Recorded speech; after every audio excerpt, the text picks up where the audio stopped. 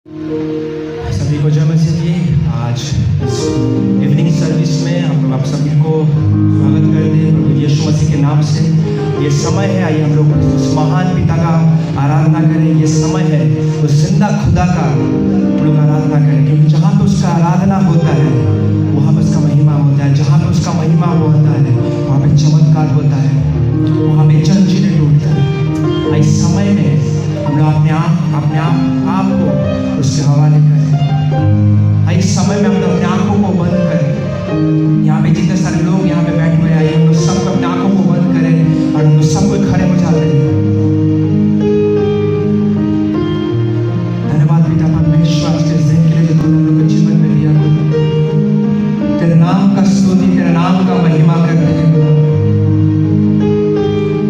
परमेश्वर, क्योंकि हम लोग को सृष्टि किया गया है परमेश्वर तेरे नाम का महिमा करने के लिए, तेरा आराधना करने के लिए। और परमेश्वर तेरा अनुग्रह से हम लोग को भर दो, ताकि परमेश्वर तेरा अनुग्रह से भर के हम लोग तेरी आराधना कर पाए।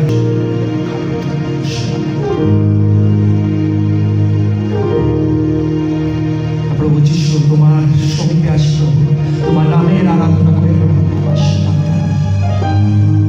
तुम्हारा नाम उच्च पुत्र का आराधना जो तुम्हारा नाम पुत्र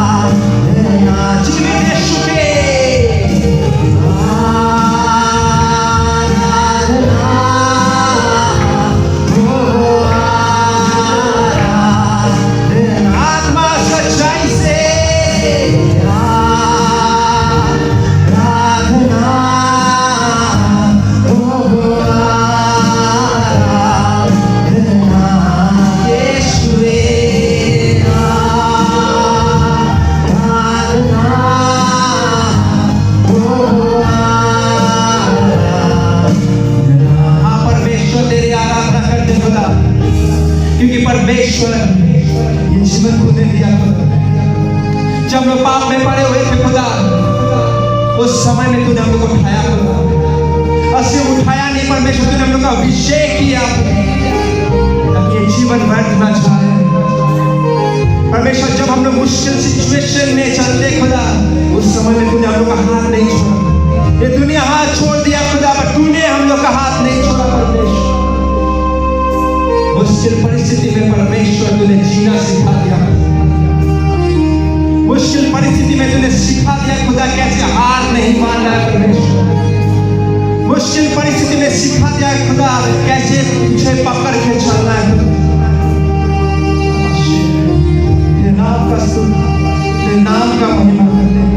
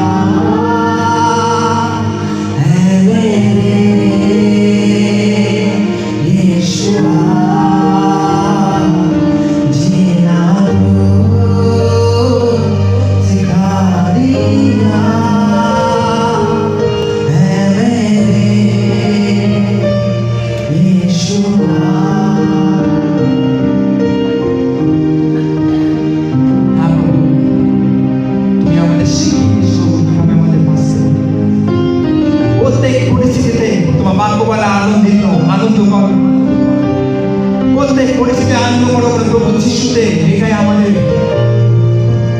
করণীয়। প্রভু যিশুতে পরমেশ্বর ইচ্ছা হচ্ছে এটা, আমাদের প্রত্যেক পরিস্থিতিতে আমরা আনন্দিত হতে পারি। এই জীবনের যাত্রায় অনেক সমস্যার, অনেক কষ্টের সম্মুখীন হতে হয় আমাদের। ঈশ্বরের বাক্য বলে, ধৈর্য ধরো, আমি এখনো শেষ করিনি, আমি এখনো অনেক কিছু তোমার জীবনে করতে চলেছি।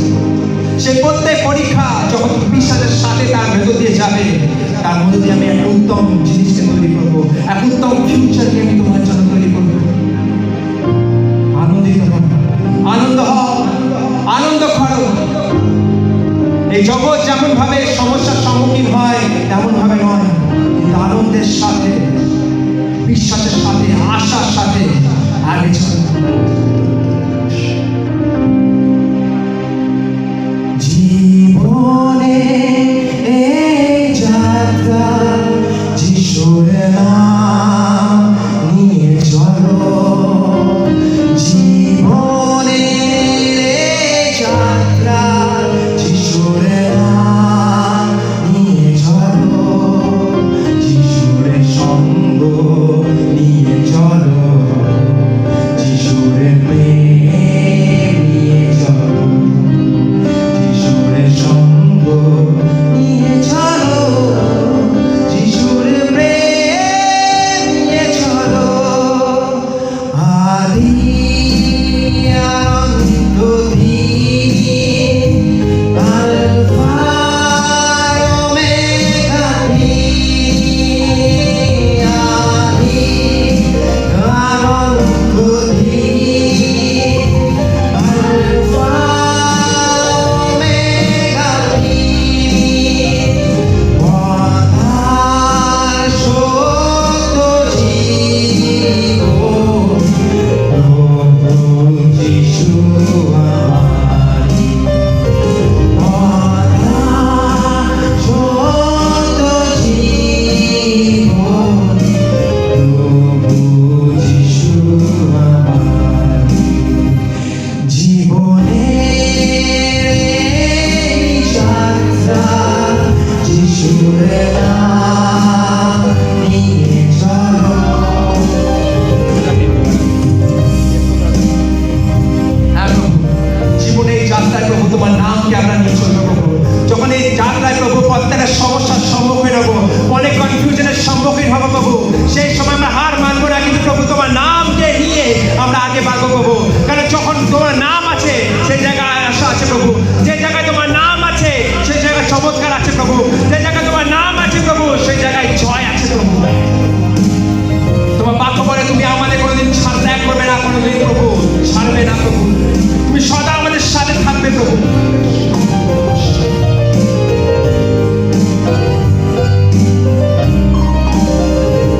যিশুর নাম নিত তুমি না, হৃদয়ে তাকে সান্দা,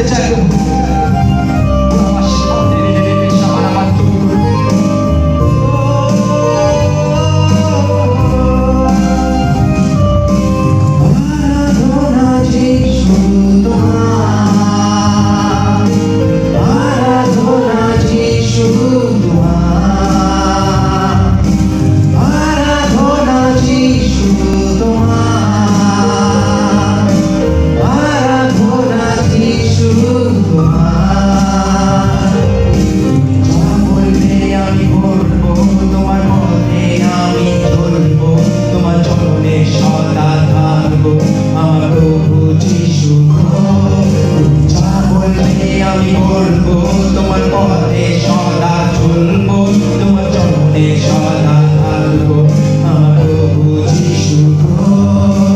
আরাধনা যিশু তোমার, আরাধনা যিশু তোমার। সবাই মিলে একসাথে গাইব। আরাধনা যিশু তোমার, আরাধনা যিশু তোমার। অদ্ভুত তোমার চর্যে যার ঢেউয়ের উপর চলে, আগে চলে আমার চিন্তা নেই যে। থমকে ঝিলে ঝড়ে যে বাক্যে তারা প্রভু, সাথী আমার সেবা কই আমার ভয় নেই যে। অদ্ভুত তোমার চর্যে যার ঢেউয়ের উপর চলে, আগে চলে আমার চিন্তা নেই যে। থমকে ঝিলে ঝড়ে যে বাক্যে তারা প্রভু, সাথী আমার সেবা কই আমার ভয় নেই যে। আরাধনা যিশু তোমার, আরাধনা যিশু তোমার, আরাধনা যিশু তোমার, আরাধনা যিশু তোমার, আরাধনা যিশু तुझे, आराधना यीशु तुझे।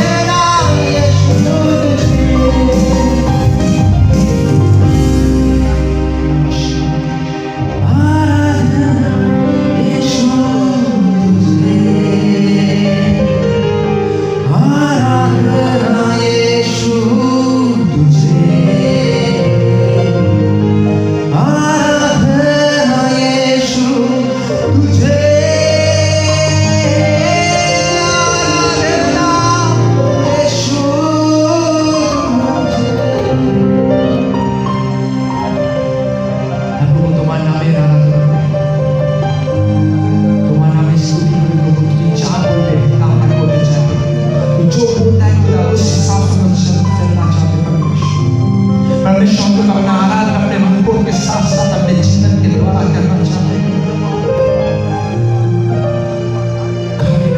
तेरे वचन से हम लोग के जीवन को तू भाग दे हम लोग के जीवन को तू ट्रांसफॉर्म कर खुदा इस समय है परमेश्वर तेरे वचन को हम सुनेंगे इस समय में तो हम लोग के जीवन में खाएगा परमेश्वर ताकि तो वचन जो तू परमेश्वर बोलने वाला है वो हम लोग के जीवन में फल देगा हमारे परमेश्वर ये वचन सीधे चार दीवार के अंदर परमेश्वर ज्ञान ना हो जाए खुदा पर जब ये वचन को सुन तो उसके बाद जब इस सच के बाहर हम लोग जाते परमेश्वर उस वचन हम लोग के जीवन में कार्य कर पाए हम लोग जीवन को परमेश्वर परिवर्तन कर पाए उस वचन के अनुसार हम लोग का जीवन हो पाए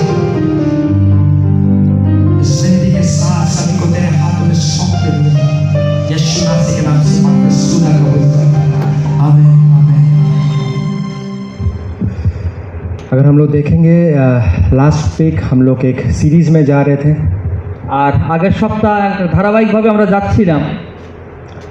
लास्ट वीक हम लोग देख रहे थे कि एक बहुत इंपॉर्टेंट विषय के ऊपर हम लोग ध्यान दे रहे थे আর খুব গুরুত্বপূর্ণ বিষয়ের উপর আমরা ধ্যান দিচ্ছিলাম और वो विषय है डिप्रेशन। আর সেটি হচ্ছে ডিপ্রেশন। इस डिप्रेशन में हम लोग बहुत सा समय बहुत सारे लोग डिप्रेशन से जाते हैं আর অনেক সময় আমরা এই ডিপ্রেশনের মধ্যে দিয়ে যাই। बहुत सारे विश्वासी से मैं बात किया बहुत सारे विश्वासी मैंने अपने जीवन में मैंने इनकाउंटर किया कि बहुत सारे ऐसे विश्वासी है जो यीशु मसीह के जानने के बाद भी डिप्रेशन में जाते हैं আর অনেক অনেক বিশ্বাসী আছে যারা যিশুকে জানার পরও সে ডিপ্রেশনের মধ্যে দিয়ে যায়। तो लास्ट वीक हम लोग देखे थे कि डिप्रेशन से हम लोग कैसे बाहर आ सकते हैं परमेश्वर वचन के द्वारा আর আমরা আগের সপ্তাহে দেখেছিলাম যে কিভাবে আমরা এই ডিপ্রেশন থেকে বাইরে আসতে পারবো ঈশ্বরের বাক্যের দ্বারা। परमेश्वर वचन बोलता है कि सदा आनंदित रहो আর ঈশ্বরের বাক্য বলে সর্বদাই আনন্দিত থাকো। और मुश्किल परिस्थिति में हम लोग कैसे आनंदित हो सकते हैं আর কিভাবে আমরা বিপরীত পরিস্থিতিতে আনন্দিত থাকতে পারি। क्या ऐसा कारण है जिसके लिए हम लोग मुश्किल परिस्थिति में भी आनंदित हो सकते हैं কি এমন আছে যার দ্বারা বিপরীত পরিস্থিতিতে আমরা আনন্দিত হতে পারি। और हम लोग देख रहे थे बहुत सारे कारण को हम लोग उस दिन देखे थे कि किस कारण किस लिए हम लोग विपरीत परिस्थिति में भी हम लोग आनंद को मना सकते हैं আর আমরা দেখছিলাম কি জন্য আমরা বিপরীত পরিস্থিতিতে আনন্দকে করতে পারি। हो सकता है आप पहला वीक में प्रचार को मिस कर दिए हो আর হয়তো প্রথম সপ্তাহে আপনি প্রচারটাকে মিস করেছেন। मैं बोलूँगा जब ये ऑनलाइन टेलीकास्ट होगा अब उस प्रचार को सुनना যখন অনলাइन টেলিকাস্ট হবে সেটিকে শুনবেন क्योंकि वो पहला पार्ट था ये दूसरा पार्ट है এটা আগের দিন প্রথম পার্ট ছিল এটা দ্বিতীয় পার্ট। आज हम लोग देखेंगे पहला चीज जो पहला पार्ट में हम लोग देखे थे कि सदा आनंदित रहना है আজ প্রথম পার্টে আমরা দেখেছিলাম সদা আনন্দিত থাকা। बट बहुत ऐसा समय आता है जहाँ पे हम लोग चूज करते हुए भी बहुत सारे टाइम में हम लोग मुश्किल का सामना करते हैं আর আমরা অনেক সময় মনোনয়ন করা সত্ত্বেও অনেক কঠিন পরিস্থিতির সামনাকে করি। इतना आसान नहीं जितना आसानी से मैं आपको बोल दे रहा हूँ सदा आनंदित रहो उतना आसान ये नहीं है আর এটি এত এত আসান নয় যতটা ভাবে আমি বলছি যে আনন্দিত থাকা। हम लोग मैं पहला बार भी बोला था आज भी मैं बोल रहा हूँ আমি প্রথমবার দিনও বলেছি আজও বলছি ये बहुत इंपॉर्टेंट है খুব গুরুত্বপূর্ণ कि हम लोग का जो माइंड है ये स्पिरिचुअल बैटल ग्राउंड है আর আমাদের যে মস্তিষ্ক আছে সেটি হচ্ছে আমাদের আত্মিক যুদ্ধভূমি। शैतान हमेशा हम लोग इस माइंड से खेलता है আর শয়তান সব সময় আমাদের এই মস্তিষ্ক দিয়ে খেলে। शैतान हमेशा हम लोग के माइंड में अटैक करता है আর শয়তান সব সময় আমাদের মাইন্ডের মধ্যে একটা বিশেষ আঘাতকে আনে। शैतान हम लोग को जीवन में हम लोग को कंफ्यूज करने का कोशिश करता है আর এই শয়তান সব সময় আমাদেরকে দুবিধায় ফেলে।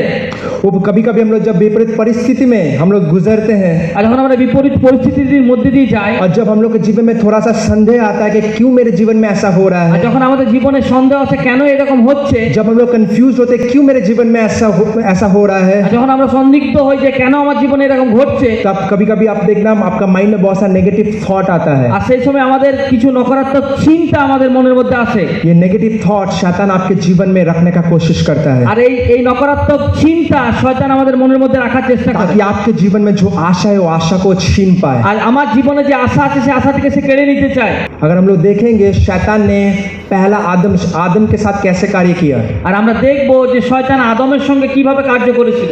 परमेश्वर का जो कार्य है उसमें बाधा शैतान ने कैसे डाला। আর ঈশ্বরের কার্যে শয়তান কিভাবে বাধাকে দেয়। वो आदम के पास उसका माइंड से खेला।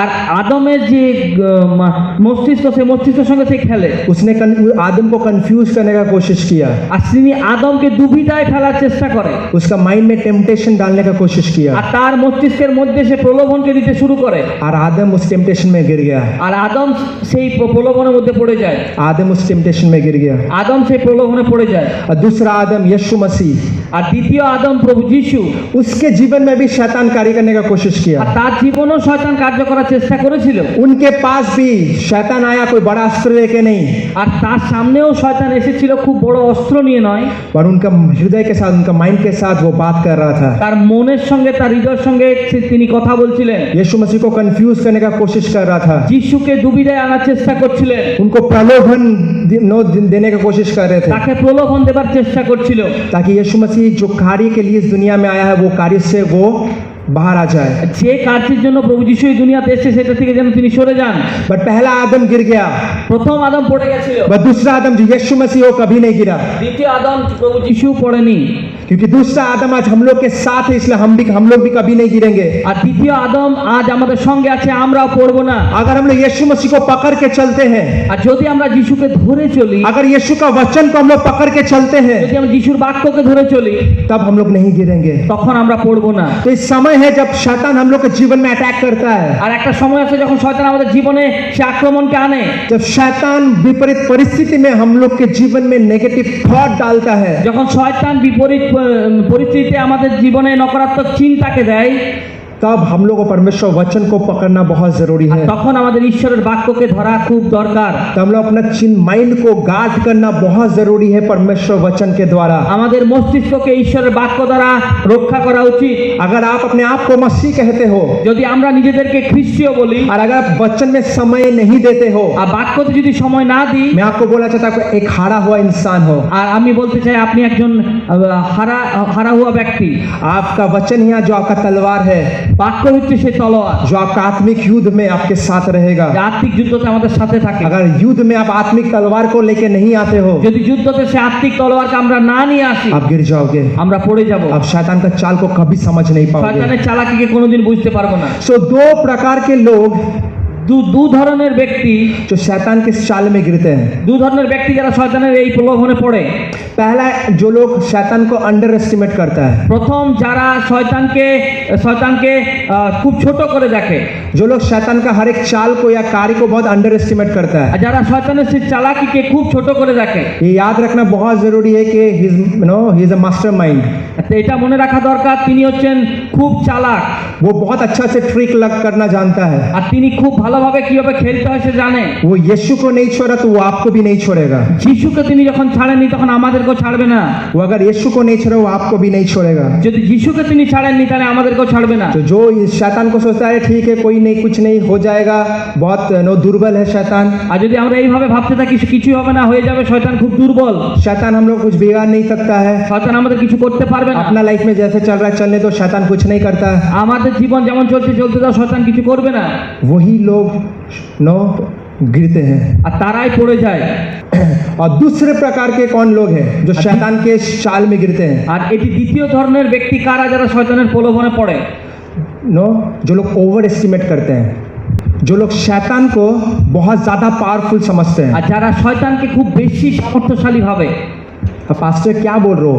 एक बार बोल रहे हो आप शैतान को दुर्बल मत समझो, और एक बार बोल रहे हो शैतान को बहुत ज्यादा पावरफुल मत समझो। যারা আবার এক পাশে আপনি কি বলছেন, আপনি বলছেন শয়তানকে দুর্বল না ভাবতে, আবার কখন বলছেন যে শয়তানকে সামর্থ্যশালী না ভাবতে। इसका मतलब क्या है? शैतान दुर्बल नहीं है, এর মানে হচ্ছে শয়তান দুর্বল নয়, बस शैतान ऑल पावरफुल भी नहीं है। আর শয়তান কিন্তু সর্বসামর্থ্যও নয়। अगर हम लोग अपने जीवन के साथ, अपने सामर्थ्य के साथ शैतान का तुलना करें, যদি আমাদের জীবনের সামর্থ্যের সঙ্গে শয়তানের তুলনা তুলনা করি तो शैतान बहुत पावरफुल है। তার তুলনায় শয়তান অনেক সামর্থ্যশালী। पर अगर यीशु मसीह का सामर्थ के साथ हम लोग शैतान का तुलना करते हैं যদি যিশুর সামর্থ্যের সঙ্গে শয়তানের তুলনা করি तो शैतान का कोई भी शायद यीशु मसीह के सामने शैतान का सामर्थ कुछ भी नहीं है। যিশুর সামনে শয়তানের সামর্থ্য কিছুই নয়। इसलिए जो लोग नो ओवर एस्टिमेट करते हैं, मतलब जो लोग हर जगह में जब वो विपरीत परिस्थिति में जाते हैं, যখন তারা বিপরীত পরিস্থিতিতে যায়, जब विश्वासी विपरीत परिस्थिति में जाते हैं, যখন বিপরীত পরিস্থিতিতে যায় ব্যক্তিরা, जब दुर्बल परिस्थिति में जाते हैं, দুর্বল পরিস্থিতিতে যায়, जब बहुत सारे कठिनाई का सामना आप करते हैं, যখন অনেক ধরনের কঠিন পরিস্থিতির সামনা তারা করে, आज जब शैतान आपके जीवन में धीरे धीरे करके एक आवाज को देता है, कुछ नहीं कर सकता, আর শয়তান বলে তুমি কিছু করতে পারবে না, कुछ नहीं हो सकता तुम्हारा जीवन में, তোমার জীবনে কিছু হবে না। तुम्हारा शैतान जब धीरे धीरे एक आशाहीनता का बीज को आपके जीवन में बोता है, আশাহীনতার বীজকে যখন বপন করে, तब अगर आप हिम्मत को हार गए, যদি তখন আমরা সেই হিম্মতকে ছেড়ে দিই, वही तब अगर आप परमेश्वर शैतान के हाथ में अपने आप को समर्पण कर दिए, যদি আমরা শয়তানের হাতে নিজেকে সমর্পণ করে দিই, शैतान जो आपको समझाना चाहता है अगर वो आप सोचना स्टार्ट कर दिए, শয়তান যেটা বোঝাতে চায় সেটা যদি তুমি বলা শুরু করে দাও, इसका मतलब है हम लोग शैतान को बहुत ऊपर का स्थान दे दिए हैं। আর তার মানে আমরা শয়তানকে অনেক উঁচু স্থান দিয়ে দিচ্ছি। शैतान से केयरफुल रहना है, শয়তান থেকে আমাদের সব সময় সাবধানতা দরকার। और परमेश्वर के सामर्थ्य शैतान को हम लोग हराना है। ঈশ্বরের সামর্থ্য দ্বারা আমরা শয়তানকে হারাতে পারি। दूसरा आदम ने शैतान को हराया था। দ্বিতীয় আদম শয়তানকে হারিয়েছিল। अगर हम लोग यीशु मसीह को पकड़ के रखते हैं, আর যদি আমরা যিশুকে ধরে রাখি, अगर यीशु मसीह को वचन को हम लोग पकड़ के रखेंगे, যদি যিশুর বাক্যকে ধরে तो রাখি, अपने सामर्थ्य से नहीं, আর নিজের সামর্থ্য দ্বারা, और यीशु के सामर्थ्य से हम लोग शैतान को हराएंगे। যিশুর সামর্থ্যের দ্বারা আমরা শয়তানকে হারাতে পারবো। शैतान के हाथ में सब कुछ समर्पित नहीं करना है। শয়তানের হাতে সবকিছু সমর্পণ করা উচিত। शैतान जो समझाना चाहते हैं वो हम लोग को समझना नहीं है, শয়তান যেটা বুঝাতে চায় আমাদের সেটা বোঝার দরকার নেই। बट परमेश्वर का वचन जो बोलता है वो हम लोग को समझना है। ঈশ্বরের বাক্য যা বলে সেটা আমাদের বলা উচিত। इसलिए जब परिस्थिति सही नहीं है যখন পরিস্থিতি সঠিক নয়, या जब परिस्थिति बहुत सही चल रहा है, আর बहुत सही चल रहा है, আর যদি পরিস্থিতি খুব ভালো চলছে, हर एक समय में परमेश्वर के वचन के ऊपर हम लोग का आस्था होना बहुत जरूरी है। প্রত্যেক সময় আমাদের ঈশ্বরের বাক্যের উপর আস্থা থাকা দরকার। हर एक समय हम लोग को परमेश्वर के वचन के प्रति समर्पित होना बहुत जरूरी है। প্রত্যেক সময় আমাদের ঈশ্বরের বাক্যের প্রতি সমর্পণ হওয়া দরকার। परमेश्वर वचन के प्रति समर्पित होना बहुत जरूरी है। ঈশ্বরের বাক্যের প্রতি সমর্পণ হওয়া প্রয়োজন। हम लोग अगर देखेंगे अपने जीवन में बहुत सारे कठिन परिस्थिति का सामना हम लोग करते हैं, অনেক কঠিন পরিস্থিতির সামনা আমরা করি, बहुत सारे समय बहुत सारे कंफ्यूजन का सामना हम लोग करते हैं, অনেক দুবিধার সামনা আমরা করি। बहुत सारे समय में जब बहुत सारे कठिन परिस्थिति जब हम लोग सामना करते हैं, যখন কঠিন পরিস্থিতির আমরা সামনা করি, हम लोग अपने फ्यूचर को लेके बहुत कुछ सोचते हैं, আমরা ভবিষ্যৎ নিয়ে অনেক কিছু ভাবি, हम लोग बहुत सारे समय फ्यूचर को लेकर कंफ्यूज हो जाते हैं। আমরা ভবিষ্যৎ নিয়ে দুবিধায় পড়ে যাই। क्या होगा मेरा फ्यूचर, আমার ভবিষ্যৎ কি হবে, क्या कैसे मैं चलूंगा, কিভাবে আমি চলবো, इस परिस्थिति में कैसे मैं आगे बढ़ पाऊंगा, আমি কিভাবে অগ্রসর হব এই পরিস্থিতিতে, क्या मैं टूट जाऊंगा, আমি কি ভেঙে যাব, क्या सबको मेरा मजाक उड़ाएगा, সবাই আমাকে কি আমার কি হাসি মজা করাবে, क्या मेरे जीवन से हर एक खुशी हर एक आनंद चला जाएगा। আমার জীবন থেকে আনন্দ খুশি চলে যাবে। और धीरे धीरे अगर इस सोच में हम लोग कंट्रोल नहीं कर पाए, যদি এই চিন্তাকে আমরা কন্ট্রোল করতে না পারি, शैतान धीरे धीरे इस सोच को एक एंजाइटी में बदल देगा। আর শয়তান এই চিন্তা এই জিনিস এই যে আমাদের ভাবনাটাকে আমাদের একটা বড় চিন্তার মধ্যে বদলে দেবে। एक टेंशन भरा एक माहौल हम लोग का हृदय में पैदा আমাদের জীবনে होगा। একটা টেনশন দিয়ে দেবে। और अगर वो भी परमेश्वर वचन के द्वारा ट्रीटमेंट नहीं किया गया, যদি ঈশ্বরের বাক্যের দ্বারা তার সঠিক উপচার না হয়, अगर उसका ट्रीटमेंट परमेश्वर वचन के द्वारा नहीं किया गया, যদি তার উপচার ঈশ্বরের বাক্যের দ্বারা না হয়, हो सकता है वो डिप्रेशन का शिकार हो सकता আর है। সে ডিপ্রেশনের শিকার হতে পারে। और बहुत सारे लोग डिप्रेशन में आके बहुत सारे लोग सुसाइड भी कमिट करते हैं। অনেক লোক ডিপ্রেশনে এসে নিজের জীবনকে দিয়ে দেয়। तो जब हम लोग कठिन परिस्थिति का सामना करते हैं, যখন আমরা कठिन परिस्थितिर मुखोमुखी হই, जब हम लोग एंजाइटी के थ्रू जाते हैं, एंशियस हो जाते हैं अपने जीवन में अपने फ्यूचर को लेके, ভবিষ্যৎ নিয়ে যখন আমরা চিন্তিত হয়ে যাই, जब हम लोग डिप्रेशन का शिकार होते हैं, যখন আমরা ডিপ্রেশনে চলে যাই, तो डिप्रेशन से कैसे हम लोग को बाहर आना है आज मैं কিভাবে আমরা समझाऊंगा। বাইরে আসবে সেটা আমি বলবো। आज परमेश्वर वचन के द्वारा हम लोग देखेंगे कि कैसे हम लोग अपने डिप्रेशन को अपने एंजाइटी को ओवरकम कर सकते हैं। কিভাবে আমরা এই ডিপ্রেশন এবং চিন্তা থেকে বাইরে এসে আমরা সেটা থেকে বেরিয়ে আসতে পারি। Only cure of depression আর ডিপ্রেশনকে একমাত্র উপচার করা डिप्रेशन का एकमात्र क्योर यीशु मसीह ही है। ডিপ্রেশনের একমাত্র উপচার হচ্ছে প্রভু যিশু। इसलिए मत्ती लिखित सुसमाचार उसका 11 अध्याय का 28 पद में মথি লিখিত সুসমাচার তার 11 অধ্যায় 28 পদ বলে, यीशु बोला है, যিশু বলেছেন, यीशु बोल रहा था, come to me আমার কাছে এসো all you who are weary and burdened, হে ভারাক্রান্ত পরিশ্রান্ত লোক, I'll give you rest। আমি তোমাকে পরিশ্রাম ये बोझ से दबे हुए लोग मेरे पास आओ, मैं तुम्हें विश्राम दूंगा। হে ভারাক্রান্ত পরিশ্রান্ত লোক, আমার কাছে আসো, আমি তোমাকে বিশ্রাম দেবো। आप जीवन में बहुत सारी चीजों का बोझ अपने जीवन में ले चुके हो, অনেক বোঝকে আপনি নিয়ে নিয়েছেন নিজের জীবনে।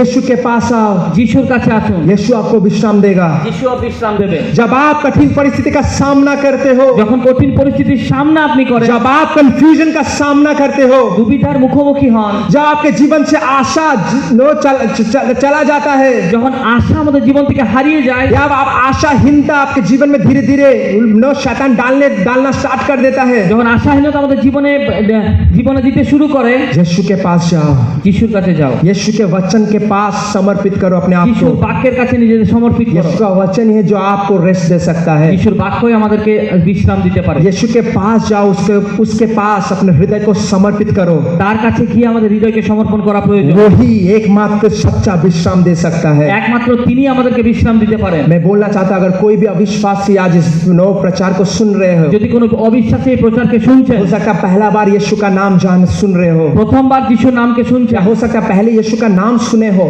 যে হতে পারে আপনি প্রথমে যিশুর নাম শুনেছেন, पर यीशु के पास अपने जीवन को कभी समर्पित नहीं किए हो। যিশুর কাছে নিজের জীবনকে সমর্পণ করেননি। अगर आप एक आशाहीनता सिचुएशन से जा रहे हो, যদি আপনি আশাহীনতার পরিস্থিতির মধ্যে দিয়ে যাচ্ছেন, अगर आप एक फ्यूचर को लेके कॉन्शियस हो, एंशियस हो, আর যদি আপনি আপনার ভবিষ্যৎকে নিয়ে চিন্তিত, आप बहुत टेंशन ले रहे हो, যদি আপনার মনে অনেক টেনশন আছে, ये समय है आप यीशु मसीह के पास जाइए। এইটাই সময় যিশুর কাছে আপনি যান। आप यीशु को अपने जीवन में बुलाइए, যিশুকে নিজের জীবনে আহ্বান করুন, वो आपको विश्राम देगा। তিনি আপনাকে বিশ্রাম দেবেন। वो आपके लिए एक अच्छा फ्यूचर को रखा है, তিনি এক ভালো ভবিষ্যৎকে তার আপনার জন্য রেখেছেন, वो फ्यूचर को कोई छीन नहीं सकता। আর সেই ভবিষ্যৎকে কেউ কেড়ে নিতে পারবে না। विश्वास कीजिए, वो फ्यूचर आपके पास आने আর वाला है। সেই বিশ্বাস করুন, সেই ভবিষ্যৎ আপনার কাছে আসতে চলেছে। विश्वास कीजिए, आप परमेश्वर का आशीष को अपने जीवन में देखेंगे। আর বিশ্বাস করুন, আপনি ঈশ্বরের আশীর্বাদকে আপনার জীবনে দেখবেন। अब क्वेश्चन है, कैसे हम लोग यीशु मसीह के पास जाए। আর প্রশ্ন, আমরা কিভাবে ঈশ্বরের কাছে, প্রভু যিশুর কাছে যাব। एक चीज होता है कि यीशु मसीह को जानना, दूसरा चीज होता है यीशु मसीह के पास जाना। একটা জিনিস হচ্ছে প্রভু যিশুকে জানা, আর আরেকটা জিনিস হচ্ছে প্রভু যিশুর কাছে আসা। अगर विश्वासी हो, इसका मतलब नहीं ऑटोमेटिकली आपके जीवन में सब कुछ सही होते रहेगा। আপনি যদি বিশ্বাসী, আর এটার মানে এটা নয় যে প্রত্যেকটা জিনিস সবকিছু সঠিক হয়ে যাবে। आप यीशु मसीह में विश्वास करते हैं, इसका मतलब ये नहीं कि आप विपरीत परिस्थिति में जैसे परमेश्वर चाहता है ऐसे आप सोचोगे। আর এটা নয় যে আপনি বিশ্বাসী হওয়া সত্ত্বেও বিপরীত পরিস্থিতি যেভাবে ঈশ্বর ভাবে সেভাবে আপনি ভাব। परमेश्वर बोले विश्वासी हो तो परमेश्वर के पास समर्पण करना बहुत जरूरी है। বিশ্বাসী হওয়া সত্ত্বেও আমাদের ঈশ্বরের কাছে সমর্পণ করা প্রয়োজন। जब हम लोग परिस्थिति को सम्मुखीन होते हैं, যখন আমরা পরিস্থিতির সম্মুখীন হই, हम लोग जब बोझ से दब जाते हैं, যখন আমরা বোঝার নিচে চলে আসি, हम लोग को परमेश्वर के पास जाना, यीशु के पास जाना बहुत जरूरी है। আমাদেরকে যিশুর কাছে যাওয়া খুব প্রয়োজন। तो कैसे हम लोग यीशु के पास जा सकते हैं? কিভাবে আমরা যিশুর কাছে যেতে পারি? आइए हम लोग देखेंगे फिलिपियो उसका 4 अध्याय का 6 पद। আমরা দেখব ফিলিপিও তার 4 অধ্যায় 6 পদ। यहाँ पे लिखा है, do not be anxious about anything but in everything by prayer and petition and with thanksgiving present your request to God. কোনো কিছুতে উদ্বিগ্ন হইও না, বরং সকল বিষয়ে প্রার্থনার মাধ্যমে তোমাদের যা কিছু প্রয়োজন তা একমাত্র ঈশ্বরকে জানাও এবং তাকে ধন্যবাদ দাও। बहुत सारे लोग ये सोचते हैं कि यीशु मसीह के आने के बाद मेरे जीवन में कभी कोई प्रॉब्लम या कभी कोई तूफान नहीं आएगा। অনেক লোক এইটা ভাবে যে প্রভু যিশু আমাদের জীবনে আসার পরে আমাদের জীবনে কোনো ঝড় বা তুফান আসবে না। बट परमेश्वर का वचन कहता है कि अगर सच में परमेश्वर के साथ आप चलना चाहते हो, যদি ঈশ্বরের বাক্য বলে সত্যি যদি আপনি ঈশ্বরের সঙ্গে চলতে চান, अगर परमेश्वर के भक्ति के साथ आप जीना चाहते हो, ঈশ্বরের ভক্তির সঙ্গে যদি আপনি জীবনযাপন করতে চান, आप बहुत सारे समस्या का सम्मुखीन होंगे। होंगे, আপনি অনেক তাড়নার সম্মুখীন হবেন, आप बहुत सारा प्रॉब्लम फेस करोगे। অনেক অনেক সমস্যার সম্মুখীন আপনি হবেন। और परमेश्वर वचन ये भी कहता है कि धीरज रखो, ঈশ্বরের বাক্য বলে ধৈর্য রাখো। मैंने इस वर्ल्ड को ओवरकम किया है, तुम भी करोगे। আমি এই জগৎকে জয় করেছি, তুমিও করবে। किसी परमेश्वर का C.S. लुइस बोल के एक परमेश्वर के दास है, সিএস লুইস বলে এক ঈশ্বরের দাস আছে, उन्होंने कहा life with God is not immunity from difficulties but peace in difficulties. Yeshu Masih के साथ, अगर परमेश्वर के साथ आपका जीवन है, उस जीवन में ऐसा नहीं कि आपके जीवन में कोई प्रॉब्लम नहीं आएगा। ঈশ্বরের সঙ্গে যে জীবন আছে সেই জীবন এমন জীবন নয় যেটার মধ্যে আমাদের কোনো সমস্যা আসবে না। आप कोई डिफिकल्ट सिचुएशन का सामना नहीं करोगे, ऐसा नहीं है। আমরা বিপরীত পরিস্থিতির সামনা করব না এরকম নয়। बट परमेश्वर के साथ जीने का मतलब ये है, ঈশ্বরের সঙ্গে জীবন যাপন করার মানে হচ্ছে उस डिफिकल्टीज में भी आपके जीवन में परमेश्वर का दिया हुआ शांति आपके जीवन में रहेगा। সেই বিপরীত পরিস্থিতিতেও ঈশ্বরের দেওয়া শান্তি আপনার সঙ্গে থাকবে। वो परिस्थिति परमेश्वर से द्वारा दिया हुआ शांति को छीन नहीं सकता। সেই পরিস্থিতি ঈশ্বরের দেওয়া শান্তিকে কখনো কেড়ে নিতে পারে না। बस उस डिफिकल्ट सिचुएशन में भी आपके जीवन में आशा रहेगा। আর সেই বিপরীত পরিস্থিতিতেও আপনার জীবনে আশা থাকবে। उस डिफिकल्ट सिचुएशन में भी परमेश्वर का दिया हुआ शांति आपके साथ हमेशा रहेगा। সেই বিপরীত পরিস্থিতিতে ঈশ্বরের দেওয়া শান্তি আপনার সঙ্গে সর্বদা থাকবে। जैसे मैंने बोला, शांति ऑटोमेटिकली हम लोग के जीवन में नहीं आएगा। শান্তি আমাদের জীবনে স্বতঃক্রিয়ভাবে আসবে না। जब हम लोग गलत परिस्थिति या नेगेटिव सिचुएशन का जब हम लोग सामना करते हैं, যখন বিপরীত পরিস্থিতির আমরা মুখোমুখি হই, तब ऑटोमेटिकली शांति हम लोग के जीवन में नहीं आता। তো স্বতঃক্রিয়ভাবে আমাদের জীবনে শান্তি আসে না। तब टेंशन ऑटोमेटिकली हम लोग के जीवन में आता है। আমাদের জীবনে টেনশন আসে, तब डिप्रेशन हम लोग के जीवन में ऑटोमेटिकली आता है। আমাদের জীবনে ডিপ্রেশন, হতাশা আসে, तब हम लोग के जीवन में एंजाइटी ऑटोमेटिकली हम लोग के जीवन में आता है। আমাদের জীবনে চিন্তা আসে। कहीं के भी सिखाया नहीं जाता है कि कैसे डिप्रेस होना है। আর এটা কখনো কাউকে কোথাও শেখানো হয়নি যে কিভাবে আমাদেরকে চিন্তিত হতে হবে। कहीं पे आप सीखे हो कहाँ पे कैसे डिप्रेस होना है, কিভাবে আমরা শিখেছি কোনোদিন যে কিভাবে আমাদেরকে চিন্তিত হতে হবে, कैसे टेंशन अपना सर में लेना है, আমাদের মস্তিষ্কে কিভাবে টেনশন নিতে হয় কি আমরা শিখেছি? कहीं पे भी नहीं सीखते हैं। আমরা শিখিনি। फिर ये ऑटोमेटिकली हम लोग के जीवन में आता है, আর স্বতঃক্রিয়ভাবে আমাদের জীবনে আসে। क्योंकि शैतान ही ऑटोमेटिकली हम लोग के जीवन में डालना चाहता है हमेशा। আর শয়তান এইটাই চায় সর্বদাই আমাদের জীবনে এটা দিতে। बट शांति ऑटोमेटिकली हम लोग के जीवन में कभी नहीं आती। কিন্তু শান্তি আমাদের জীবনে স্বতঃক্রিয় রূপে আসে না। शांति पाने के लिए हम लोग को परमेश्वर के पास जाना, अपने बोझ को परमेश्वर के पास समर्पण करना बहुत जरूरी है। আমেন। শান্তি পাওয়ার জন্য আমাদেরকে ঈশ্বরের কাছে যেতে হবে এবং সমস্ত বোঝকে ঈশ্বরের হাতে তুলে দিতে হবে। कैसे हम लोग परमेश्वर के पास जाएंगे, কিভাবে আমরা ঈশ্বরের কাছে যাব? कैसे हम लोग अपने बोझ को परमेश्वर के हाथों में समर्पित करेंगे। কিভাবে আমাদের নিজেদের বোঝকে ঈশ্বরের হাতে সমর্পণ করব? पहला चीज है, প্রথম জিনিস प्रार्थना। প্রথম জিনিস হচ্ছে প্রার্থনা। प्रार्थना क्या है जानने से पहले ये जानना बहुत जरूरी है कि प्रार्थना क्या नहीं है। প্রার্থনা কি এটা জানার আগে আমাদের জানা দরকার যে প্রার্থনা কি নয়। बहुत सारे लोग ये सोचते हैं कि प्रार्थना मतलब परमेश्वर के साथ बात करना। অনেক লোক এটা ভাবে প্রার্থনা মানে ঈশ্বরের সঙ্গে কথা বলা, प्रार्थना माने अननोन टंग्स में बात करना। অন্য ভাষায় কথা বলা। हाँ, ये प्रार्थना का एक पार्ट है, হ্যাঁ, এটা প্রার্থনার একটা অঙ্গ, पर सिर्फ यही प्रार्थना नहीं है। কিন্তু শুধু এটা প্রার্থনা নয়। प्रार्थना एक वार्तालाप है परमेश्वर के साथ। ঈশ্বরের সঙ্গে লাগাতার ভাবে কথাবার্তা বলাই হচ্ছে প্রার্থনা। तो प्रार्थना क्या है? परमेश्वर के साथ बात करना, এই প্রার্থনা হচ্ছে ঈশ্বরের সঙ্গে কথা বলা, और परमेश्वर क्या बोल रहे हैं वो भी सुनना। আর ঈশ্বর কি বলছে সেটাও শোনা। बहुत सारे लोग बोलते रहते हैं बट सुनते नहीं है। অনেক লোক বলতে থাকে কিন্তু সেটা শোনে না। आप सोचो एक ऐसा सिचुएशन जहाँ पे पास्टर सुकुमार हम बात कर रहे हैं, हम लोग बात कर रहे हैं, আর আমরা যেখানে দুজনে কথা বলছি और मैं पास्टर सुकुमार को सिर्फ बोलते जा रहा हूँ, আর আমি শুধু বলতে যাচ্ছি, मैं पास्टर सुकुमार के अलाउ नहीं कर रहा कि वो भी कुछ बोले। আর আমি তাকে অনুমতি দিচ্ছি না যে সেও কিছু বলুক। होता क्या है? तो जो दूसरे वाले पास्टर सुकुमार के बहुत अच्छा फील करेगा, হতে পারে কি আমি কি খুব ভালো অনুভূতি করব? जो दूसरा इंसान जिसको हम बोलने ही नहीं दे रहे क्या वो अच्छा फील करेगा? যে দ্বিতীয় ব্যক্তি যে যাকে আমি বলতে দিচ্ছি সে কি খুব ভালো অনুভূতি করবে? वो इरिटेट हो जाएगा, আর সে রেগে যাবে, वो फ्रस्ट्रेटेड हो जाएगा, সে হতাশা হয়ে যাবে, वो विरक्त हो जाएगा, বিরক্ত হয়ে যাবে। वो कभी बात करना, वो नहीं बोलेगा इस इंसान से बात करके क्या फायदे, तो कुछ सुनता ही नहीं है, আর ऐसे बोलते रहता है। এই ব্যক্তির সঙ্গে কথা বলে কি লাভ? এটা কিছু শুনেই না, শুধু বলে।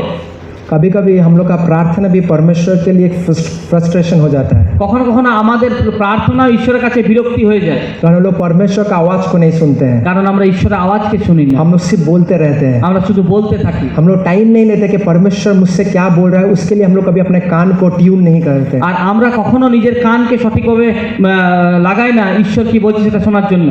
हम लोग का प्रार्थना, हम लोग को हमेशा याद रखना है, प्रार्थना एक वार्तालाप है, कन्वर्सेशन है, আমাদের মনে রাখা দরকার প্রার্থনা হচ্ছে একটা বার্তালাপ ঈশ্বরের সঙ্গে। जहाँ पे हम लोग अपना प्रार्थना के द्वारा हम लोग इस परमेश्वर से बात करते हैं, আর আমরা প্রার্থনা দ্বারা ঈশ্বরের সঙ্গে কথা বলি, और उसी समय परमेश्वर भी हम लोगों के साथ बात करता है। আর সেই সময় ঈশ্বরও আমাদের সঙ্গে কথা বলে। हम लोग का प्रार्थना सिर्फ वन साइड नहीं होना चाहिए। আমাদের প্রার্থনা শুধু একদিকে হওয়া উচিত নয়। तो इसलिए जब हम लोग प्रार्थना करें, যখন আমরা প্রার্থনা করি हम लोग को सुनना बहुत जरूरी है। আমাদের শোনা অতি আবশ্যক। परमेश्वर क्या बोल रहा है सुनना बहुत जरूरी है। ঈশ্বর কি বলছে সেটা শোনা আবশ্যক। परमेश्वर जब कुछ बोल रहा है उसको ऊपर समर्पित होना बहुत जरूरी है। ঈশ্বর যা বলছে সেটার উপর সমর্পিত করা প্রয়োজন।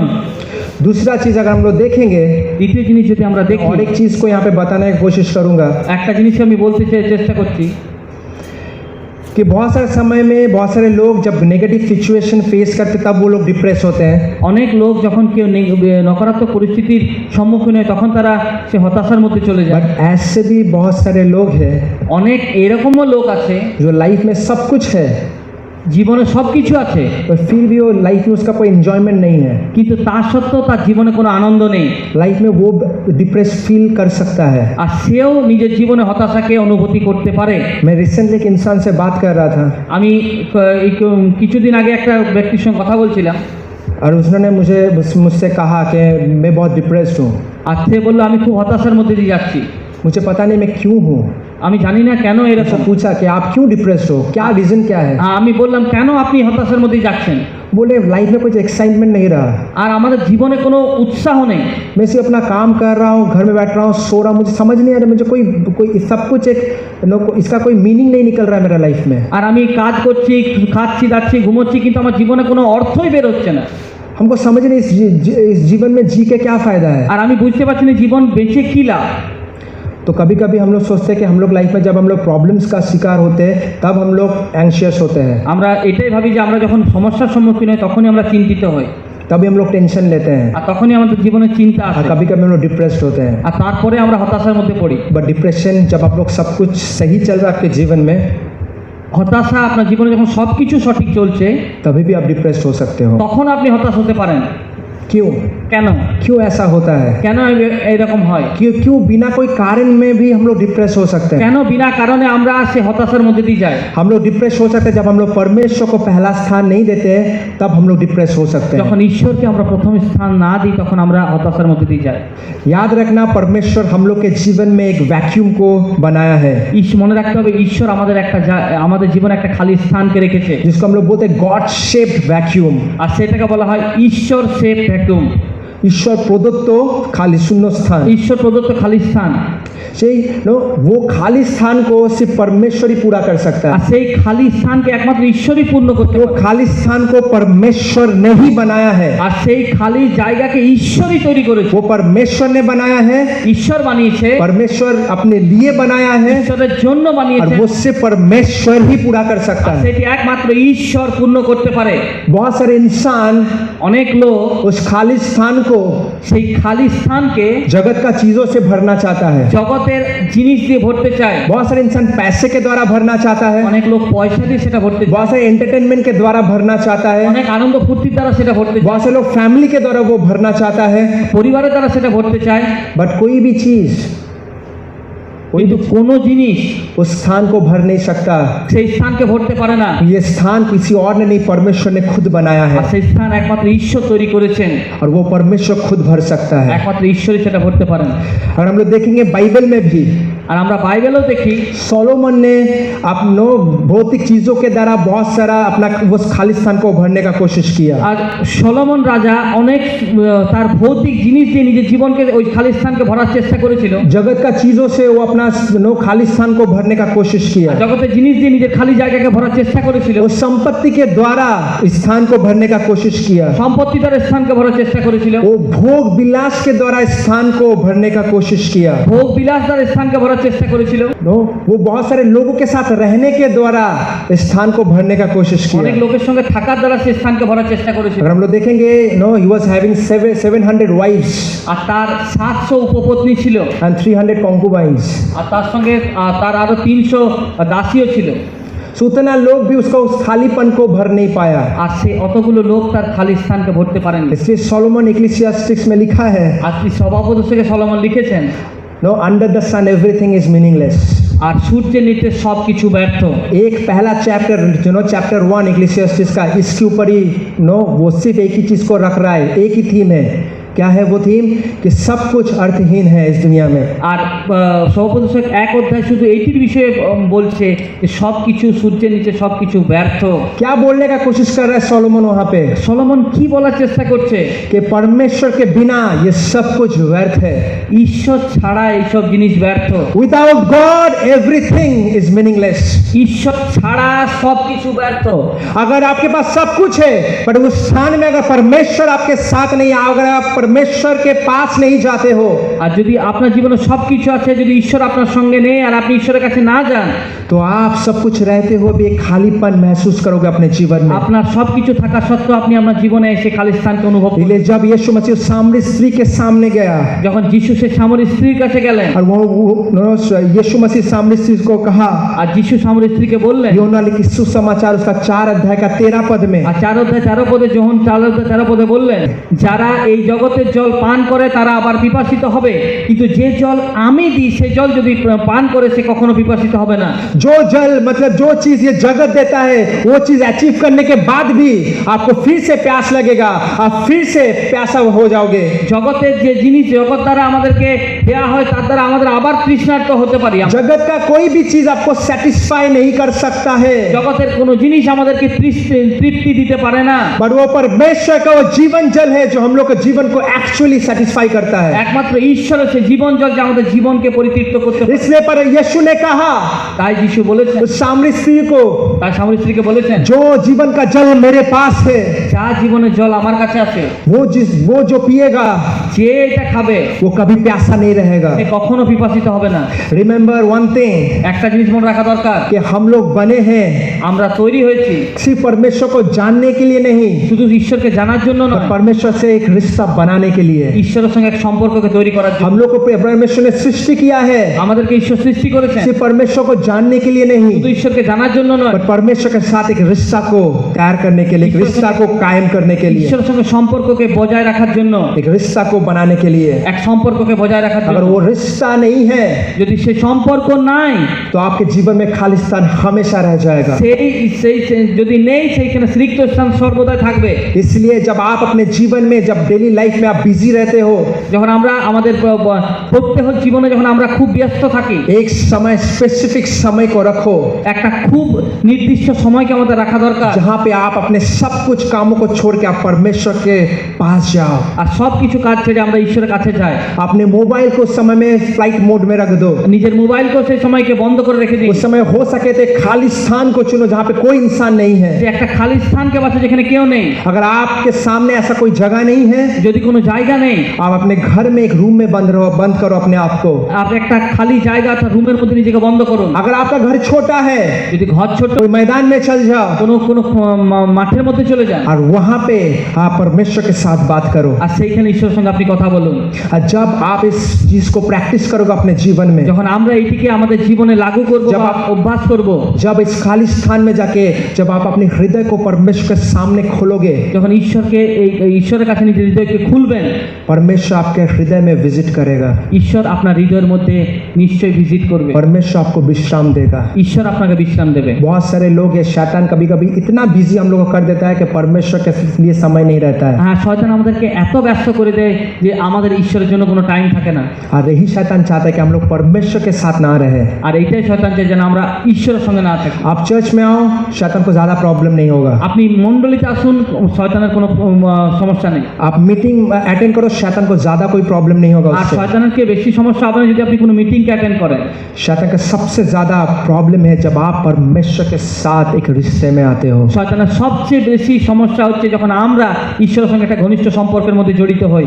इसलिए जब प्रार्थना, एक समय को रखो जब आप प्रार्थना करो, একটা সময়কে রাখুন যখন আপনি নিজে প্রার্থনা করুন, जहाँ पे आप अपने हर एक टेंशन, हर एक बातों को, हर एक मन की हर एक बातों को परमेश्वर के साथ शेयर करो। আর যখন নিজের সমস্ত কথাকে ঈশ্বরের কাছে আপনি খুলে বলুন, पवित्र आत्मा को अपना बेस्ट फ्रेंड बनाओ। আর পবিত্র আত্মাকে সবচেয়ে ভালো বন্ধু বানান। आपका अच्छा चीज, आपका आनंद, आपका दुख, हर एक चीज उसके साथ पहले शेयर करो। আর সবচেয়ে আনন্দ দুঃখ পবিত্র আত্মাকে সবকিছু আপনি বলুন, अपना पहलोटा उसको दो, আর নিজের প্রথম স্থান তাকে দেন, अपना प्रथम स्थान उसके दीजिए। প্রথম স্থান তাকে দেন। परमेश्वर का वचन कहता है आइज़ाया उसका 40 अध्याय के 31 पद में, আর যিশায়া 40:31 পদে বলে, but those who wait upon the Lord যারা ঈশ্বরের অপেক্ষা করে will gain new strength. তারা উত্তরোত্তর নতুন শক্তি পাইবে, They will mount up with wings like eagles. আর তারা ঈগল পক্ষী সহকারে ঊর্ধ্বে উঠিবে, They will run আর তারা দৌড়াবে, but not get tired. আর তারা পরিশ্রান্ত হবে না। वो दौड़ेगा তারা দৌড়াবে पर कभी टायर्ड नहीं होगा। কিন্তু তারা পরিশ্রান্ত হবে না। They will walk আর তারা চলবে and not become weary. আর তারা থকিত হবে না। वो लोग चलेगा তারা চলবে, but कभी नो चिंता, नो आशाहीनता में नहीं आएगा। তারা চিন্তা আশাহীনতায় আসবে না। वो लोग दौड़ेगा তারা দৌড়াবে पर कभी टायर्ड नहीं होगा। কিন্তু তারা থকিত হবে না। कब? जब आप परमेश्वर के पास जाके उसके बातों के लिए वेट करते हो, যখন আমরা ঈশ্বরের কাছে গিয়ে তার কথার জন্য আমরা তার সময়কে দিই, जब आप अपने हर एक आशा को परमेश्वर के पास रखते हो, যখন সমস্ত আশাকে আপনি ঈশ্বরের কাছে রাখেন, जब आप परमेश्वर से आशा करते हो, যখন ঈশ্বরের কাছ থেকে আপনি আশা করেন, तब आपके जीवन में परमेश्वर कार्य करता है। তখন ঈশ্বর আপনার জীবনে কাজ করবে। तब ईगल के न्याय आप उड़ोगे, তখন ঈগল পক্ষী সহকারে আপনি ঊর্ধ্বে উঠিবেন, आप दौड़ोगे, आप टायर्ड कभी नहीं আপনি होगे। দৌড়াবেন তো আপনি কিন্তু পরিশ্রান্ত হবেন না। इसलिए परमेश्वर के पास जाना बहुत जरूरी এই है। জন্য ঈশ্বরের কাছে যাওয়া দরকার। हम लोग देखते हैं यीशु मसीह जब इस दुनिया में मिनिस्ट्री कर रहे थे, আর যখন প্রভু যিশু এই জগতে সেবা কার্য করছিলেন, हम लोग जानते हैं कि यीशु मसीह जब 100% परमेश्वर थे, उसके साथ साथ 100% वो इंसान भी थे। প্রভু যিশু 100% মানুষও ছিল, 100% ঈশ্বরও ছিল। और उस जब वो मिनिस्ट्री करते थे, যখন তিনি সেবা কার্য করতেন, बहुत से ऐसे समय में हम लोग देखे कि वो अपने आप को लोगों का नो प्रेजेंस से अपने आप को हटा लेते थे। আর অনেক সময় দেখা গেছে যে লোকেদের উপস্থিতি থেকে তিনি নিজেকে সরিয়ে নিতেন, अब पूरा रात वो प्रार्थना में विलीन रहते थे। আর सारा रात তিনি প্রার্থনার মধ্যে ব্যস্ত থাকতেন। क्या करते थे वो? কি করতেন তিনি? जब मिनिस्ट्री में वो थक जाते थे, আর যখন সেই সেবা কার্যের মধ্যে তিনি থকে যেতেন, जब वो हर एक ड्रेन्ड आउट हो जाते थे, আর তিনি যখন খুব চিন্তিত হয়ে যেতেন, वो परमेश्वर के पास जाते थे। ঈশ্বরের কাছে তিনি যেতেন, परमेश्वर के पास जाके परमेश्वर से वो स्ट्रेंथ को वो फिर से हासिल करते আর थे। ঈশ্বরের কাছে গিয়ে সেই শক্তিকে পুনর্বার প্রাপ্ত করতেন। हर दिन हम लोग को परमेश्वर के पास जाना है, আর প্রত্যেক দিন আমাদের ঈশ্বরের কাছে যাওয়া দরকার, और हर दिन हम लोग को परमेश्वर सामर्थ्य को अपने जीवन में पाना है। আর প্রত্যেক দিন আমাদেরকে ঈশ্বরের সামর্থ্যকে পেতে হবে। जब तक परमेश्वर सामर्थ्य नहीं मिलेगा, যতক্ষণ পর্যন্ত ঈশ্বরের সামর্থ্য আমাদের জীবনে আসবে না, हम लोग शैतान का कार्य को हरा नहीं पाएंगे। আমরা শয়তানের কার্যকে রোধ করতে পারবো না। जब तक हम लोग परमेश्वर के सामर्थ्य से भरेंगे नहीं, যতক্ষণ পর্যন্ত আমরা ঈশ্বরের সামর্থ্য দ্বারা ভরবো না, तब तक हम लोग परमेश्वर शैतान को हरा नहीं पाएंगे। ততক্ষণ পর্যন্ত আমাদের শয়তানকে হারাতে পারবো না। जब हम लोग परमेश्वर में भरेंगे, যখন আমরা ঈশ্বরে পরিপূর্ণ হব, परमेश्वर के सामर्थ्य से शैतान का हर एक कार्य को हम लोग हराएंगे। ঈশ্বরের সামর্থ্য দ্বারা শয়তানের কার্যকে আমরা হারিয়ে দেবো। तो पहला है प्रार्थना, बहुत इंपॉर्टेंट আর है। প্রথম হচ্ছে প্রার্থনা, খুব গুরুত্বপূর্ণ। दूसरा है विनती, আর দ্বিতীয় হচ্ছে বিনতি। कि do not be anxious about anything but in everything by prayer and petition with thanksgiving present your request to God। विनती के साथ आपको परमेश्वर के पास जाना है। আমার বিনতির সঙ্গে ঈশ্বরের কাছে যাওয়া প্রয়োজন। दूसरा चीज है विनती, আর দ্বিতীয় জিনিস হচ্ছে বিনতি। परमेश्वर के पास जाके विनती करना है। ঈশ্বরের কাছে গিয়ে আমাদের বিনতি করা প্রয়োজন। हम लोग को विनती करना बहुत जरूरी है। আমাদের বিনতি করা খুব প্রয়োজন। एक जनरल कन्वर्सेशन नहीं है, ये एक जनरल वार्तालाप नहीं है। আর শুধু একমাত্র একটা সাধারণ কথাবার্তা নয়, अब ये और भी डीपर लेवल में है। আর এখন এটা হচ্ছে গভীর বিষয়। আরো जब आप परिस्थिति का सामना कर रहे हो, যখন আমরা পরিস্থিতির সম্মুখীন হচ্ছি, आप परमेश्वर के पास जाओ नम्रता के साथ। নম্রতার সঙ্গে ঈশ্বরের কাছে যাও। आप जब टूट जाते हो, যখন আপনি ভেঙে যান, परमेश्वर के पास जाओ उस टूटा हुए दिल के साथ, ঈশ্বরের কাছে আপনি সেই ভগ্ন হৃদয় নিয়ে যান। और परमेश्वर से विनती करो। ঈশ্বরের কাছে বিনতি করুন। बहुत सारे लोग बोलते हैं कि परमेश्वर के जाओ कमांड करो আর অনেক লোক বলে ঈশ্বরের কাছে যাও আর তাকে আদেশ করো, और ये विनती करना है। আর তার কাছে গিয়ে বিনতি করা। अगर कोई बच्चा अपने पापा के पास जाके बोले पापा मुझे ये चीज चाहिए, আর কোনো বাচ্চা বাবার কাছে গিয়ে বলে আমাকে এটা দরকার দাও, तो उस पापा के लिए उस बच्चा सही रास्ते में नहीं जा रहा है। আর তার মানে সেই বাচ্চা সেই বাবার জন্য সঠিক রাস্তায় যাচ্ছে না। और अगर कोई बच्चा ऐसे जाता है कि पापा मुझे ये चीज चाहिए, मेरा जरूरत है, আর এইভাবে যদি বলে বাবা আমার এটা দরকার, এটা আমার দরকার, और उसमें परसिवियर होना, আর তার মধ্যে ধৈর্যকে রাখা, उसके साथ परसिवियर होना, मतलब वो विनती करते जाना, আর लागातार সেটা বলতে থাকা, उस विनती में हारना नहीं है, गिव अप नहीं कर देना, আর সেই বলতে থাকার মধ্যে আমরা যেন ছেড়ে না দিই, वो होता है विनती। আর সেটাই হচ্ছে বিনতি। वो जब हम लोग प्रार्थना करते, वो ऐसा प्रार्थना परमेश्वर हम लोग से एक्सपेक्ट करता है। আর এই ধরনের প্রার্থনা ঈশ্বর আমাদের কাছে আশা করেন। परमेश्वर ऐसा प्रार्थना एक नो कमांड नहीं আমাদের সেই প্রার্থনা কোনো আদেশ নয় कि परमेश्वर मुझे ये चाहिए तो चाहिए, ঈশ্বর আমার চাই তো চাই, नहीं, तो परमेश्वर मेरा जीवन में जरूरत है, मुझे चाहिए खुदा। আর আমার জীবনে এটা দরকার, ঈশ্বর আমাকে এটা দাও। परमेश्वर तू जानता है मेरा हर एक स्ट्रगल को, আর ঈশ্বর তুমি জানো আমার প্রত্যেক যে সংঘর্ষকে। परमेश्वर मैं प्रार्थना करता हूँ खुदा तू देगा। আমি প্রার্থনা করি ঈশ্বর তুমি দেবে আমাকে। जब इस विनती के साथ हम लोग परमेश्वर के पास जाते हैं, যখন বিনতির সঙ্গে আমরা ঈশ্বরের কাছে যাই, परमेश्वर अपने समय में हर एक विनती को सुनता है। আর প্রত্যেক সময়ে সেই বিনতিকে শুনবে, परमेश्वर हर अपना समय में उस विनती का आंसर देता আর है। ঈশ্বর তার নিজের সঠিক সময়ে সেই বিনতির উত্তরকে দেবে। अगर हम लूक 18 में देखेंगे, वहाँ पे परसिस्टेंट विडो के बारे में लिखा गया আর है, লুক লিখিত সুসমাচার 18 অধ্যায় লেখা আছে সেই বিধবার ব্যাপারে, जो हमेशा वो एक जज था जो परमेश्वर को नो भय नहीं मानता था, আর সেখানে একজন বিচারক ছিলেন যে ঈশ্বরের ভয়কে মানতেন না, और वहाँ पे एक विधवा थी, वो हमेशा उसके पास न्याय के लिए हमेशा उसको विनती करता था। আর সেই বিচারকের কাছে প্রত্যেকবার লাগাতার যে সেই বিনতি করতো ন্যায়ের জন্য। अब वो जब जज एक दिन का इरिटेट हो गया, আর সেই বিচারক যখন খুব বিরক্ত হয়ে গেলেন, वो बोला कि ठीक है मैं इसका न्याय, वो न्याय पाए इसके लिए मैं हर एक काम, मैंने हर एक काम मैं करूँगा। আর সেই এই বিধবাটি যেন ন্যায় প্রাপ্ত করে আমি এর জন্য কাজ করব। इस विधवा को जल्दी न्याय मिले, मैं ये कोशिश में ये कार्य को करूँगा, আর জলদি যেন সে ন্যায় পায় এই কাজ আমি করব। मैं इस चीज़ को देखूंगा कि इसको जितना जल्दी हो सके वो न्याय मिले, আর খুব জলদি, যত জলদি হতে পারে তাকে যেন ন্যায় প্রাপ্ত হয়েছে আমি দেখব, ताकि वो मुझे हर दिन इरिटेट ना करे। যেন সে প্রত্যেক দিন আমাদেরকে বিরক্ত না করে। वो जज, जो वर्ल्डली जज, जो परमेश्वर को भाई को नहीं मानता, যে বিচারক, জাগতিক বিচারক ঈশ্বরের ভয়কে মানত जो না, अधार्मिक था, যিনি অধার্মিক ছিলেন, अगर वो इस परसिस्टेंट जो विनती का अगर वो आंसर दे सकता है, আর যে লাগাতার বিনতির উত্তরকে দিতে পারে, तो सोचिए परमेश्वर जो धार्मिक है, ঈশ্বর যিনি ধার্মিক, जो पवित्र है, যিনি পবিত্র, जो प्यार प्रेमी है, যিনি প্রেমী, तो वो क्या हम लोग का विनती को नहीं सुनेगा? তিনি কি আমাদের বিনতি কি শুনবে না? वो जरूर हम लोग का विनती को सुनेगा। নিশ্চয়ই আমাদের বিনতি কি শুনবে। इम्पोर्टेंट ये है গুরুত্বপূর্ণ বিষয় এটা, कि जब हम लोग विनती करते हैं, যখন আমরা বিনতি করি हम लोग गिव अप ना करें। আমরা যেন ছেড়ে না দিই। परमेश्वर को वचन बोलते हैं, मांगो तो तुम्हें दिया जाएगा, ঈশ্বরের বাক্য বলে চাও তোমাকে দেয়া হবে, नो ढूंढो तो तुम पाओगे, তুমি খুঁজলে তুমি পাবে, खटखटाओ तो तुम्हारे लिए खोला আর जाएगा। তুমি যদি खटखटाओ তাহলে তোমার জন্য খোলা হবে। अगर हम लोग ग्रीक को देखेंगे, बहुत सारे स्कॉलर बोलते हैं मांगते रहो तो तुम्हें दिया जाएगा, আর তুমি চাইতে থাকো তাহলে তোমাকে দিবে, ढूंढते रहो तो तुम पाओगे, খুঁজতে থাকো তাহলে তুমি পাবে, खटखटाते रहो तो तुम्हें दिया जाएगा, खोला जाएगा। দরজায় ঘাত করতে থাকো তাহলে তোমাকে দেয়া হবে। याद रखना है, जब हम लोग विनती करते हैं, যখন আমরা বিনতি করি जब हम लोग को ढूंढना बहुत जरूरी है তখন আমাদের খোঁজা খুব প্রয়োজন, कि परमेश्वर जो मैं मांग रहा हूँ क्या सही है, আমি যেটা চাইছি সেটা কি সঠিক।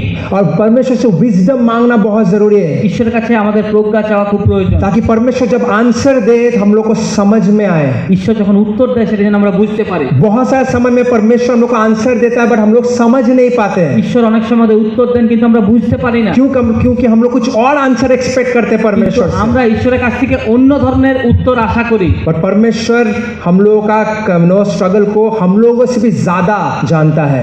আমাদের যে সংঘর্ষ আমাদের চেয়ে বেশি ঈশ্বর তা জানেন, वो जानता है कौन सा चीज हम लोग के लिए सबसे उत्तम है, আর তিনি জানেন कोन জিনিসটা আমাদের চেয়ে সবচেয়ে উত্তম। और उसी वैसे ही वो परमेश्वर हम लोग का प्रार्थना का आंसर देता है। আর ঠিক সেইভাবেই ঈশ্বর আমাদের প্রার্থনার উত্তরকে দেন। तो हम लोग जब प्रार्थना करते हैं, विजडम मांगना बहुत जरूरी আমরা है, যখন প্রার্থনা করি আমাদের সবচেয়ে জিনিস হচ্ছে সেটা হচ্ছে ঈশ্বরের প্রজ্ঞাকে চাওয়া দরকার, ताकि हम लोग परमेश्वर का आंसर को समझ पाए। আর যেন আমরা ঈশ্বরের উত্তরকে বুঝতে পারি। और लास्ट है थैंक्स गिविंग।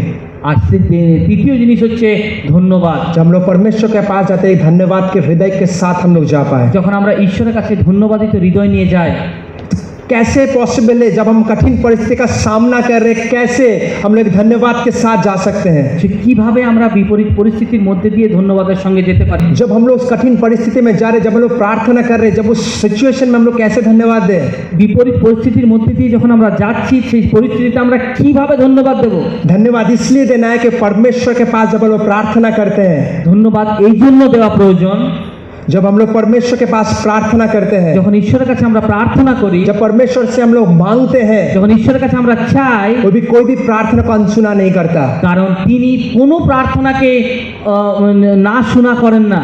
क्योंकि परमेश्वर जब हम लोग प्रार्थना जब हम लोग कर लेते हैं, যখন আমরা প্রার্থনাকে করে নিই, या जब हम लोग प्रार्थना करते हैं, যখন আমরা প্রার্থনা করি, हम लोग को ये याद रखना बहुत जरूरी है, এইটা আমাদের মনে রাখা প্রয়োজন, उस प्रार्थना का जो रिस्पॉन्स जो परमेश्वर देता है যে প্রার্থনার প্রত্যুত্তর ঈশ্বর দেন वो सदा बेस्ट होता है, আর তা সর্বদাই সর্বোৎকৃষ্ট হয়, वो सदा उत्तम होता है। আর সর্বোত্তম হয়। हो सकता है वो आपके हिसाब से ना हो, হতে পারে সে আমার হিসাবে সেটা নয়, बट वो आपके लिए सबसे बेस्ट होता है, আর সেইটি হবে আমার সবচাইতে উত্তম, because he knows us better than ourselves। আর তিনি আমাদের চেয়েও আমাদেরকে আরো বেশি ভালো করে জানেন। और फिलिपियों उसका 4 अध्याय का 19 पद कहता है कि हम लोग का हर एक नीड को वो सप्लाई करता है। আর ফিলিপিও 4:19 পদ বলে তিনি আমাদের সমস্ত দরকারকে পরিপূর্ণ করেন, He will supply all our needs। আর তিনি আমাদের সমস্ত জিনিসকে প্রত্যেকটি জিনিসকে আমাদেরকে যোগানকে দেন। इसलिए जब प्रार्थना करते हैं हम लोग যখন আমরা প্রার্থনা করি धन्यवाद के हृदय के साथ हम लोग को समर्पण करना भी बहुत जरूरी है। ধন্যবাদিত হৃদয়ের সঙ্গে আমাদের সমর্পণ করা দরকার। और जब हम लोग समर्पित करते हैं, जब हम लोग ये 3 चीज अपने जीवन में करते हैं, যখন আমরা এই তিনটি জিনিস আমাদের জীবনে করি, हम लोग देखेंगे इसका परिणाम क्या होता है। তার পরিণাম কি হয়।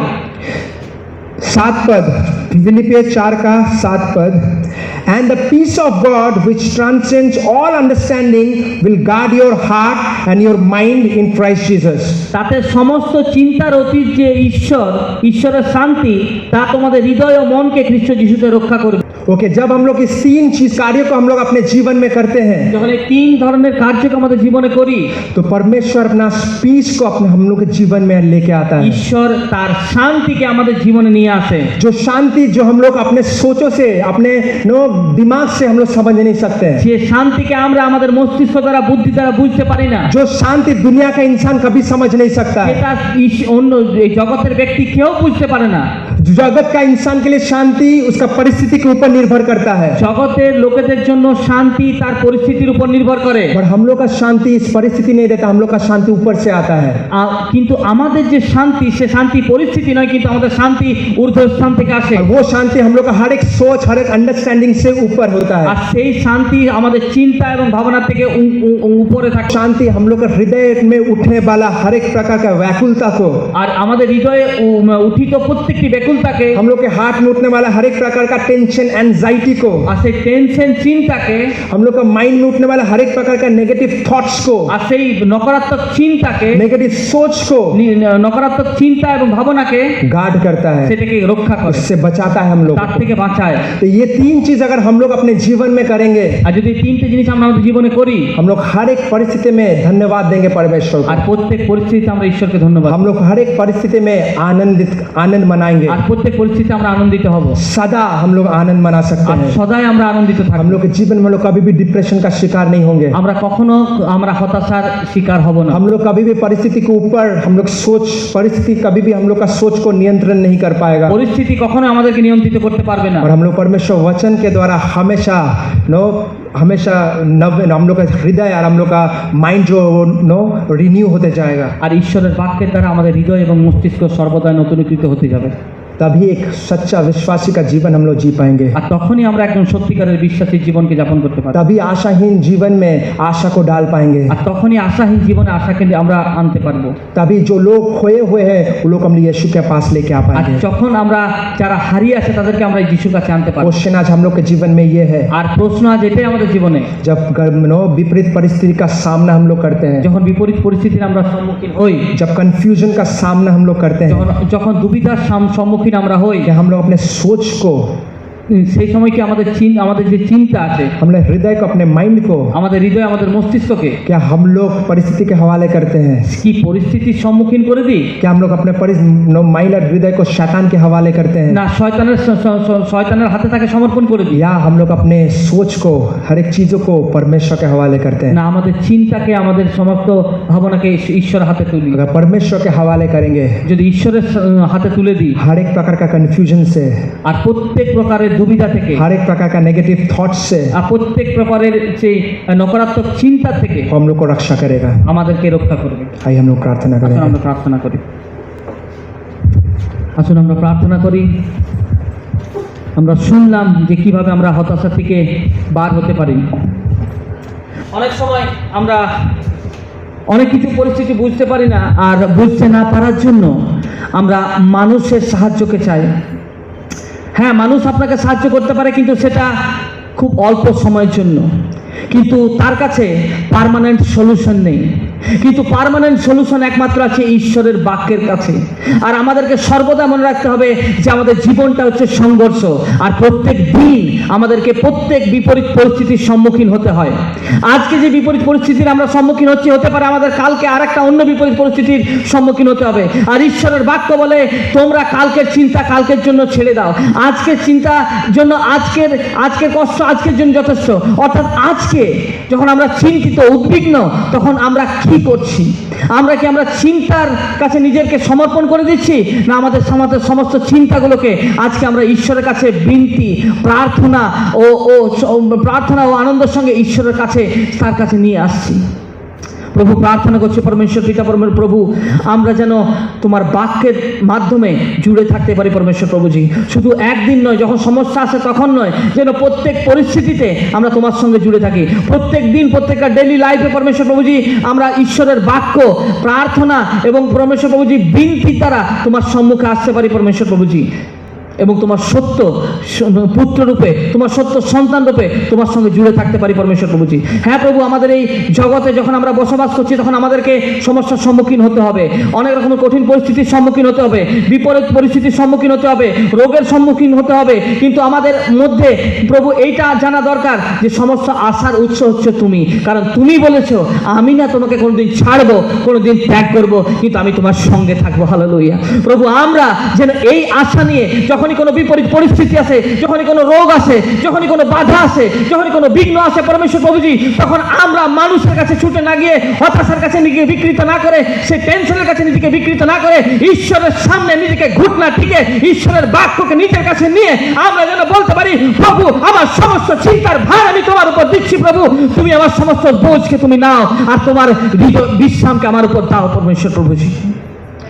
হে পিতা, আমাদেরকে তুমি শক্তি দাও পরমেশ্বর প্রভুজি, কারণ পরমেশ্বর প্রভুজি, যখন আমরা তোমার সম্মুখে যাই পরমেশ্বর প্রভুজি, সে নতুন নতুন শক্তি পায়। সে নতুন শক্তি এইটা নয় প্রভু যে তুমি আমাদের পুরানো শক্তিকে নিয়ে আমাদেরকে তার উপরকে নতুন করে দাও, না প্রভু, সেটা এক্সচেঞ্জ হয়, আর সেটা এক্সচেঞ্জ হয় তোমার শক্তি আমাদের শক্তির সঙ্গে এক্সচেঞ্জ হয় পরমেশ্বর প্রভুজি। আমাদের দুর্বলতা তোমার সবলতায় পরিণত হয়ে যায় পরমেশ্বর প্রভুজি, যখন আমরা তোমার সামনে ঘুটনা ডাকি, যখন তোমার সামনে আমরা আসি প্রভু, যে আমরা বলি আমরা কমজোর, আমরা দুর্বল পরমেশ্বর প্রভুজি, আমরা কোনো কিছুই পারবো না। হ্যাঁ পিতা পরমেশ্বর প্রভুজি, কারণ আমরা নিজের দ্বারা কখনো শয়তানকে হারাতে পারবো না, ডিপ্রেশনকে হারাতে পারবো না, বিপরীত পরিস্থিতিকে হারাতে পারবো না, টেনশনকে হারাতে পারবো না, কারণ আমরা যখন তোমার সম্মুখে আসি, তোমার সামনে ঘুটনা টেকি, তোমার সামর্থ্যের দ্বারা, পবিত্র আত্মার পুনরুত্থানের শক্তি দ্বারা আমরা তা হারাতে সক্ষম হব। প্রভু, ধন্যবাদ দিই তোমার বাক্যের জন্য, ধন্যবাদ দিই তোমার দাসের জন্য পরমেশ্বর প্রভুজি। আজকে যারা শুনছে প্রভু অনলাইন পরমেশ্বর প্রভুজি, আমি বিশ্বাস করি প্রভু তারা যে হারা পরিস্থিতিতে আছে, আমি অনেক জায়গাতে এখনো পরমেশ্বর প্রভুজি যে বিপরীত পরিস্থিতির মধ্যে দিয়ে যাচ্ছে, আমি স্ট্রেংথ পেয়েছি পরমেশ্বর প্রভুজি। আমিও বিশ্বাস করি যারা আজকে দেখছে তারাও স্ট্রেংথ পেয়েছে, আর শয়তানের যে অধিকার তাদের জীবনে যে চেন ছিল, বন্ধন ছিল, সেটা ভেঙে গেছে, আর শয়তানের সমস্ত কর্তৃত্বের কাছ থেকে চলে গেছে, কারণ ঈশ্বরের বাক্যের কাছে তাদের সমাধান আছে। যিশু, তুমি দয়া করো। ধন্যবাদের সাথে প্রার্থনা দিই, যিশু নামে প্রার্থনা চাই, আমেন।